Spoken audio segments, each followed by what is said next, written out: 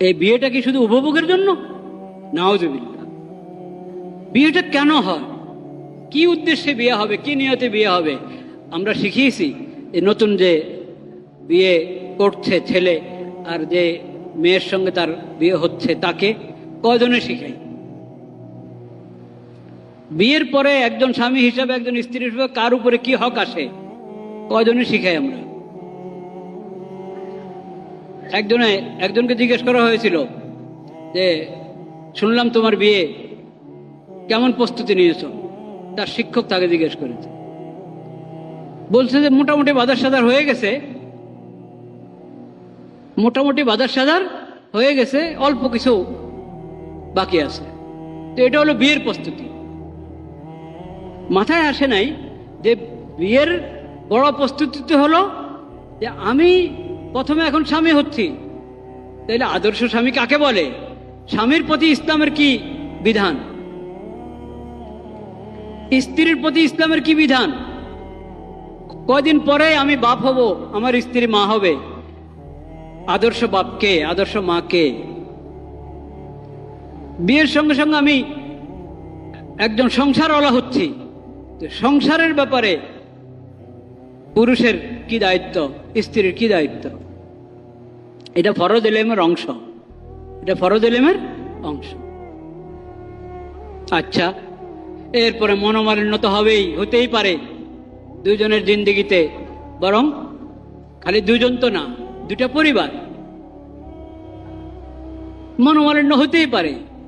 তো হলে কি, যদি এরকম হয় অবস্থা, একজন আরেকজনের কথা পছন্দ হলো না, কাজ পছন্দ হলো না, তো কি করবে? এটার ব্যাপারে শরীয়তে শিক্ষা আছে কিনা? আছে। আল্লাহ তো কোরআনে বলে দিয়েছেন, ও আশিরুহুন্না বিল মারুফ ফাইন কারিহতুমুহুন্না ফাআসা আন তাকরাহু শাইআন ওয়া ইয়াজআলাল্লাহু ফীহি খায়রান কাসীরা।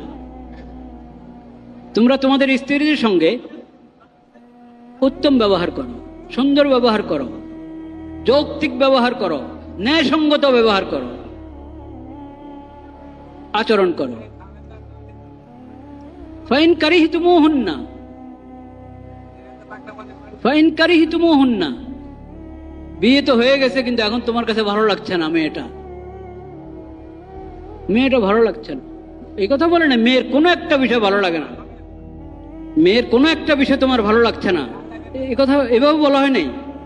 আয়াতে বলেছেন ফাইন কারিহতুমুহুন্না, ওই স্ত্রী ভালোই লাগছে না, তোমার পছন্দ হলো না,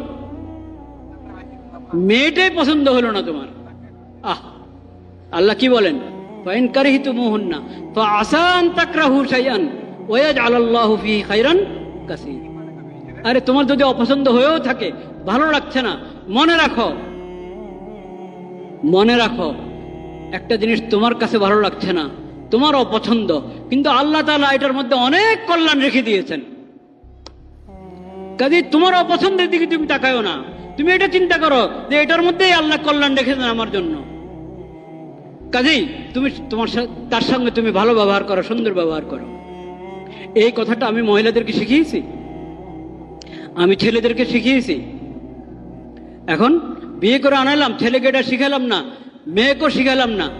মেয়ের সাথে খারাপ ব্যবহার হচ্ছে, হয়তো ছেলের পক্ষ থেকে না ছেলের মার পক্ষ থেকে, শাশুড়ির পক্ষ থেকে খারাপ ব্যবহার হচ্ছে। কারণ সাধারণ নিয়ম আমাদের এই দেশের, এই উপমহাদেশের, বিশেষ করে এই দেশের, যে শাশুড়িরা নিজের বউ হওয়ার কথা ভুলে দেয়। এটা থেকে খুব কম শাশুড়ি আপনি পাবেন যে যিনি প্রথমে বউ হয়ে এসেছিলেন এই বাড়িতে, ওই কথা ওনার মনে আছে, এরকম পাওয়া মুশকিল আছে। যখনই শাশুড়ি হয় তখন উনি শাশুড়ি হয়ে থাকেন, বাস। ও ছেলের বউকে আর মেয়ে হিসেবে গ্রহণ করতে পারে না।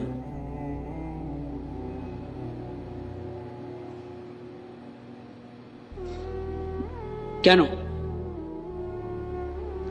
খালি তাদের স্বভাবের দোষ, সবকিছু আমাদের দোষ, আমরা তো শিখাই নাই।